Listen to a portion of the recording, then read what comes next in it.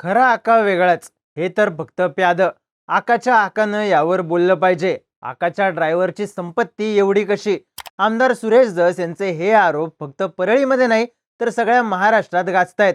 या आरोपांमधून सुरेश धस कधी वाल्मिक कराडला टार्गेट करतायत तर कधी मंत्री धनंजय मुंडे यांना.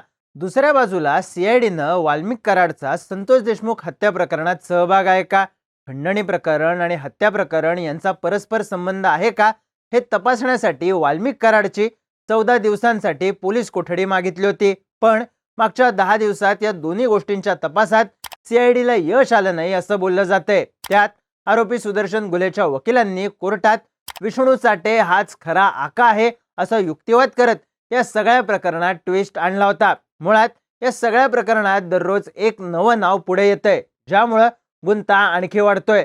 पण हा गुंता आहे कसा, कुणाचे संबंध कुणाशी आहेत, या संबंधांची लिंक कशी लावली जात आहे, पाहूयात या व्हिडिओमधून. नमस्कार, मी चिन्मय आणि तुम्ही पाहताय बोलबिडू. आधी बघूयात या सगळ्यात कुणाकुणावर आरोप झाले. तर प्रतीक गुले, कृष्णा आंधळे, जयराम चाटे, महेश केदार यांच्यावर संतोष देशमुख यांची हत्या केल्याच्या प्रकरणात गुन्हा दाखल आहे. तर सुदर्शन गुले, सुधीर सांगळे आणि विष्णू चाटे यांच्यावर संतोष देशमुख हत्या प्रकरण आणि अवादा कंपनीच्या अधिकाऱ्यांकडून खंडणी मागितल्याचं प्रकरण अशा दोन्ही प्रकरणांमध्ये गुन्हा दाखल आहे. तर वाल्मिक कराडवर फक्त खंडणी प्रकरणात गुन्हा दाखल आहे. आतापर्यंत या आरोपींपैकी कृष्णा आंधळे पोलिसांना सापडलेला नाही. वाल्मिक कराडनं पुण्यात सीआयडी पुढे सरेंडर केलं तर बाकीच्या आरोपींना अटक करण्यात यश मिळालं. पण या सगळ्या आरोपींचं एकमेकांशी काय कनेक्शन आहे? सुरुवात करूयात सुदर्शन गुलेपासून. 6 डिसेंबरला मस्साजोगमध्ये असलेल्या अवादा कंपनीमध्ये राडा झाला. सुदर्शन गुले, प्रतीक गुले आणि त्यांचे सहकारी तिथे आले. तिथल्या अधिकाऱ्यांना खंडणीसाठी धमकावलं. त्यानंतर मारहाणीची घटना घडली असे आरोप कंपनीच्या अधिकाऱ्यांनी आपल्या FIR मध्ये केले. त्यानंतर मस्साजोगचे काही तरुण मध्ये पडले, ज्यात संतोष देशमुख यांचाही समावेश होता.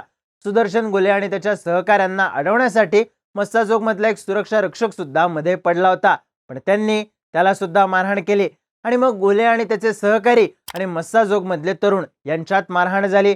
या मारहाणीचा व्हिडिओ सोशल मीडियावर व्हायरल झाल्याचं सांगण्यात आलं. यामुळे आपला अपमान झाला आणि त्यासाठी सरपंच संतोष देशमुख जबाबदार आहेत या समजातून त्यांनी देशमुख यांना टार्गेट केल्याचं सांगण्यात आलं. संतोष देशमुख यांचं अपहरण झालं ते 9333 नंबरच्या स्कॉर्पिओ मधून. ही स्कॉर्पिओ होती सुदर्शन गुलेची. 7वी पर्यंत शिकलेल्या गुलेचं घर पत्र्याचं आहे, पण तो गाडी वापरतो स्कॉर्पिओ. साहजिकच प्रश्न पडतो कशाच्या जोरावर? तर सुदर्शन गुले साखर कारखानदारांसाठी काम करतो असं सांगण्यात येतं.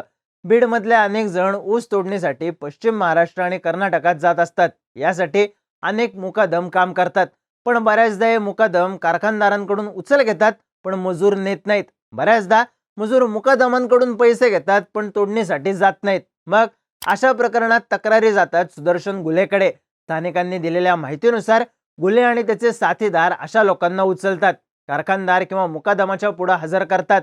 याच कामामुळे त्यांची दहशत निर्माण होते. त्याच्यावर या आधी दाखल झालेल्या गुन्ह्यांमध्ये खंडणीचा 1, अपहरणाचा 1, पण खुनाचा प्रयत्न आणि मारहाणीचे काही गुन्हे दाखल होते. प्रतीक गुले हा सुद्धा सुदर्शनचाच सहकारी. ज्या दिवशी संतोष देशमुख यांची हत्या झाली त्याच दिवशी सकाळी प्रतीक गुलेनं सुदर्शन गुलेचा फोनवर बोलतानाचा फोटो सोशल मीडियावर शेअर केला होता. या पोस्टमध्ये #सुदर्शन भैया गुले विरोधकांचा बाप असंही लिहिलं होतं. प्रतीक गुले हा सुद्धा टाकळीचाच. 24 वर्षांच्या प्रतीकवर मागच्या 8 वर्षात 5 गुन्हे दाखल आहेत. यात दुखापत करणे, मारहाण करणे अशा गुन्ह्यांचा समावेश आहे. जयराम चाटे हा केजच्या तांब्यामधला 21 वर्षांचा तरुण. त्याच्यावर मागच्या 2 वर्षात दुखापत करणे, खुनाचा प्रयत्न असे 3 गुन्हे दाखल आहेत. कृष्णा आंधळे या धारूरच्या मैंदवाडी मधला, त्याच्यावर मागच्या 4 वर्षात 6 गुन्हे दाखल आहेत. त्याच गावच्या महेश केदारवर सुद्धा 5 गुन्हे दाखल आहेत. सुधीर सांगळे सोडला तर यातल्या प्रत्येकाचा इतिहास हा गुन्ह्यांचा राहिला आहे. या सगळ्यांमध्ये काही गोष्टी कॉमन आहेत. या सगळ्यांची वय आहेत 30च्या आतली. या सगळ्यांवर एकाच प्रकारचे गुन्हे दाखल आहेत आणि यातले बरेच जण कंपनीचे सदस्य आहेत. कंपनी कुठली? तर 3333. या कंपनीचा म्होरक्या स्वतःच्या स्कॉर्पिओमध्ये बसला तरी त्याच्या मागे गाड्यांचा ताफा असल्याचे, तो गाडीमधून उतरला की लोक त्याच्या पुढे पुढे करतात हे दाखवणारे व्हिडिओ सोशल मीडियावर व्हायरल झालेत. हा म्होरक्या म्हणजे सुदर्शन गुले, जो विरोधकांचा बाप आहे असा दावा अटकेत असणारा दुसरा आरोपी प्रतीक गुले संतोष देशमुख यांच्या हत्येच्या दिवशीच करतो. हे सगळे जण समवयस्क असले तरी यांचा म्होरक्या म्हणून चर्चा होते सुदर्शन गुलेचीच. पण मग सुदर्शन गुलेच्या वरती कोण आहे हा प्रश्न चर्चेत आल्यावर एक नाव पुढे येतं, विष्णू चाटे. चाटे हा राष्ट्रवादी काँग्रेसचा माजी तालुकाध्यक्ष. संतोष देशमुख हत्या प्रकरणात त्याचं नाव पुढे आल्यानंतर त्याला या पदावरून बाजूला करण्यात आलं. मुळात चाटेवर कुठलाही गुन्हा दाखल नव्हता, पण आता मात्र तो खंडणी आणि हत्या अशा दोन्ही प्रकरणात आरोपी आहे. चाटेच्या फोनवरून वाल्मिक कराडनं आपल्याला खंडणीसाठी धमकी दिली असं सुनील शिंदे यांनी FIR नोंदवताना म्हणलंय. त्यात धनंजय देशमुख यांनी संतोष देशमुख यांचं अपहरण झाल्यावर आपण विष्णू चाटेला अनेक फोन केले, ज्यावर तो तुमच्या भावाला आणून सोडायला सांगतो असंच उत्तर देत राहिला. पण प्रत्यक्षात मात्र देशमुख यांचा मृतदेहच सापडला. साहजिकच खंडणी आणि हत्या अशा दोन्ही प्रकरणांमध्ये विष्णू चाटे आरोपी आहे. पण त्याचा आणि सुदर्शन गुलेचा काय संबंध? तर विष्णू चाटे ऊसतोड कामगारांचा मुकादम म्हणून काम करायचा. त्यानं अशाच 15 पेक्षा जास्त मुकादमांची एक लॉबी तयार केली होती. या लॉबीचं तो नेतृत्व करायचा. त्यामुळं या क्षेत्रात विष्णू चाटेचं वजन निर्माण झालं. दरम्यान ऊसतोड कामगारांच्या टोळ्यांच्या माध्यमातून विष्णू चाटे आणि सुदर्शन गुले संपर्कात आले. गुलेची या कामातली पकड पाहून दोघांची मैत्री जमली. गेल्या 10 वर्षात सुदर्शन गुलेवर वेगवेगळे 10 गुन्हे दाखल झाले असले तरी चाटेच्या सपोर्टमुळे गुलेला राजकीय पाठबळ मिळत असल्याची चर्चा होते. गुले चाटेच्या माध्यमातूनच जास्त ताकदीनं पुढे आला असंही स्थानिक पत्रकार सांगतात. सुदर्शन गुलेचा खास असणारा प्रतीक गुले विष्णू चाटेच्या समर्थनार्थ सोशल मीडिया पोस्ट करतो. त्याला भावी जिल्हा परिषद सदस्य म्हणतो. भाऊ, तुम्ही ठरवाल ते धोरण, लावाल ते तोरण, वाट पाहतोय तुमच्या आदेशाची, आमचं हक्काचं प्रेरणास्थान. विष्णू चाटे #3333 अशा कॅप्शन लिहितो.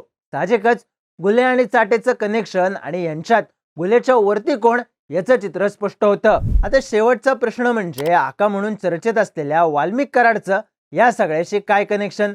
तर सुनील शिंदे यांनी तक्रार करताना वाल्मिक कराडचं नाव घेतलं. चाटेच्या फोनवरून कराडनं धमकी दिली.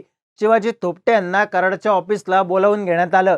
कराडनं गुले सांगतोय तसं कर, नाहीतर परिणाम गंभीर होतील अशी धमकी दिल्याचं FIR मध्ये सांगितलं होतं. साहजिकच या सगळ्या प्रकरणात वाल्मिक कराड कनेक्शन जोडलं गेलं.